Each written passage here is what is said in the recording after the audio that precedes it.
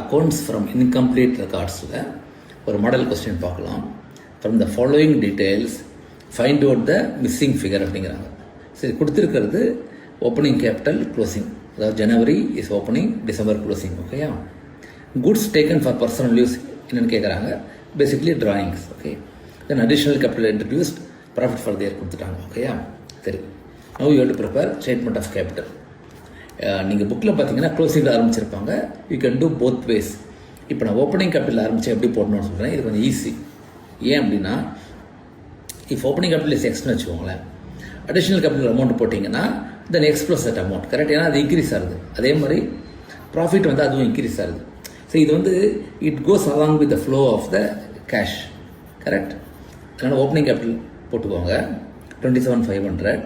தென் additional capital increase ஆகும், add பண்ணிக்கோங்க. Profit also increase ஆகும். ஸோ ரெண்டுத்தையும் ஆட் பண்ணணும். ஆட் பண்ணிங்கன்னா adjusted capital will be 40,000.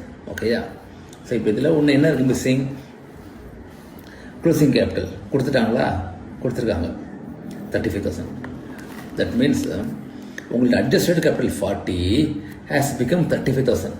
So it has reduced. Correct? அப்போ என்ன ரெடியூஸ்னு பார்க்கணும். So that is basically drawings. இந்த drawings is a nature will reduce your capital. அப்போ 40 35 கம்பேர் பண்ணிங்கன்னா 5,000 rupees இஸ் டிராயிங்ஸ். ஓகேயா? ஸோ இது வந்து ஓப்பனிங் கேபிட்டல்லேருந்து போடுற மெத்தட். Okay, thank you.